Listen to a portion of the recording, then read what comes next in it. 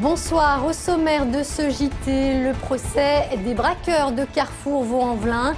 Ils risquent jusqu'à 30 ans de prison. La réouverture du quai Jean-Jacques Rousseau, c'est pour bientôt. Des travaux doivent débuter dans quelques semaines. Et puis en football, retour au championnat pour les Lyonnais qui affrontent demain le Stade Rennais, actuel 2e au classement. C'est un procès attendu qui s'est ouvert ce matin aux Assises du Rhône, celui des braqueurs du magasin Carrefour de Vaux-en-Velin. Un casse particulièrement violent au cours duquel un bébé avait été pris en otage. Rappel des faits et résumé d'audience avec Éléonore Blackden. Tout commence le 24 juin 2006 sur le parking du supermarché Carrefour de Vaux-en-Velin. C'est là que Michel et sa fille, âgée de 4 mois, sont pris en otage dans leur véhicule par 2 jeunes de Vaux-en-Velin, Younes Fedlaoui et Kamel Boudra, venus braquer le supermarché. S'ensuit alors une folle course-poursuite avec la police qui les mènera à Villeurbanne. Stoppé par la police, l'un des braqueurs s'enfuit à pied, tenant contre lui le cosy dans lequel se trouve le bébé. L'un des policiers lui tire dessus, blessant la petite fille à la jambe et au bras. Une 3e balle tue Fedlaoui presque sur le coup. 5 ans après les faits, les parents de la petite Gina, aujourd'hui âgée de 5 ans, se sont présentés ce matin au procès avec beaucoup d'interrogations quant au déroulement du drame. Les parents ont décidé de porter plainte et qu'on soit partie civile devant le doyen des juges d'instruction pour essayer de savoir pourquoi les tirs ont eu lieu alors qu'ils avaient, notamment le père, avait informé de la présence de l'enfant à l'intérieur du véhicule. Sur le banc des accusés, Kamel Boudra, présent lors du braquage, ainsi que 2 complices. Mais pour l'avocat de l'un d'entre eux, ce sont les policiers qui seraient les principaux responsables. C'est lorsque la police est intervenue que les coups de feu ont commencé, que le sang a coulé et qu'il y a eu des victimes. Les policiers veulent se faire passer pour des victimes, veulent se constituer partie civile, alors que ce sont en réalité les seuls vrais coupables de ce dossier. Cette première journée d'audience s'est terminée par l'expertise psychiatrique de Kamel Boudra. Les audiences qui se poursuivront encore toute la semaine prochaine. Justice toujours, sachez que Nizar Sassi, Mourad Benchelali et Khaled Ben Mustafa ont été condamnés aujourd'hui par la Cour d'appel de Paris à 1 an de prison. Les 3 Lyonnais et anciens détenus de Guantanamo ont été reconnus coupables d'association de malfaiteurs en relation avec une entreprise terroriste.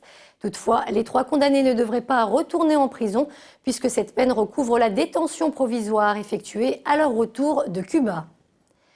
Opération délicate ce matin du côté du pont Lafayette. Des démineurs ont extrait une bombe datant de la Seconde Guerre mondiale. L'engin de près de 50 kilos a été découvert il y a quelques jours par des plongeurs des pompiers lors d'un exercice. Une bombe sans détonateur qui aurait été enfouie à cet endroit par des Allemands. Particulièrement bien conservée, la bombe devrait être acheminée jusqu'au camp militaire de la Valbonne où elle sera détruite. On est au moment où les troupes alliées montent le Rhône, où les Allemands vont se retirer, tout début de septembre 1944, et ils se retirent et ils font sauter les ponts pour enrayer la montée ennemie pour eux. Et surtout, il y a un souvenir pour les Lyonnais de l'époque, c'est que les vitres des quartiers autour, les vitraux de certaines églises, la grande verrière de la salle Molière, tout cela s'écroule. Petit rappel, ce dimanche aura lieu le premier tour des élections cantonales. La moitié des sièges au Conseil général sera renouvelée, soit 27 cantons au total. Sachez que les bureaux de vote ouvriront de 8h à 18h dans la plupart des communes et jusqu'à 20h à Lyon et Villeurbanne. Fermé à la circulation depuis plus de 2 ans, le quai Jean-Jacques Rousseau à la Mulatière rouvrira bientôt. Des travaux doivent débuter dans quelques semaines à la grande satisfaction des riverains. Jean-Marc Roffa. Depuis que ça a été éboulé comme ça, c'est qu'il y a trop d'aller-retour pour les enfants à l'école, quoi. Bonne nouvelle pour les riverains du quai Jean-Jacques Rousseau. Les travaux du Grand Lyon vont enfin débuter au printemps pour rétablir la circulation. Le quai a été coupé depuis cet éboulement dans la nuit du 6 au 7 février 2009, suite à de fortes précipitations. Ce serait bien que ce soit rouvert parce qu'il y a du passage au moins. Les commerçants, il n'y en a pratiquement plus ici et c'est peut-être un peu dommage. La bataille d'experts entre le propriétaire du mur, la commune de la Mulatière, le Grand Lyon via le tribunal administratif est à l'origine de la lenteur du démarrage des travaux. L'expertise montre que la copropriété n'est pas impliquée dans la problématique de l'éboulement et que c'est à la commune d'agir. La municipalité de la Mulatière va délibérer en mars pour appeler au secours le Grand Lyon afin de reconstruire le mur et de rouvrir le quai à la circulation. Le Grand Lyon devra aussi délibérer au mois d'avril Les travaux démarreront dans la foulée et normalement à l'automne, dirons-nous, au mois d'octobre, on devrait rouvrir le quai. Cette bonne nouvelle est forcément appréciée par les riverains et surtout par les automobilistes qui vont retrouver leur raccourci pour rejoindre la Mulatière au Vieux-Lyon. Nous sommes ravis, nous sommes ravis, merci. C'est le choc de cette 28e journée de Ligue 1. Le 3e affronte le 2e. L'OL reçoit en effet demain soir à Gerland le Stade Rennais. Une rencontre qui, on l'aura compris, pourrait bien être décisive dans la course au titre. Émilie Deschamps. Maintenant, c'est priorité au championnat. Il va falloir qu'on batte Rennes parce que c'est un concurrent direct. Je pense que Lyon va manifester cette défaite par une très très bonne fin de saison. Oui, c'est la dernière compétition qui nous reste, donc il faut la jouer à fond et la gagner. Éliminé de toutes les coupes, l'OL ne peut compter désormais que sur le championnat pour sauver sa saison. Et la Ligue 1 risque bien d'être relancée. Lyon, Marseille et Paris, délestés de Coupe d'Europe, vont jeter leur dernière force dans la bataille pour le titre. C'est à ce moment clé de la saison que Rennes, le 2e, se présentera samedi à Gerland.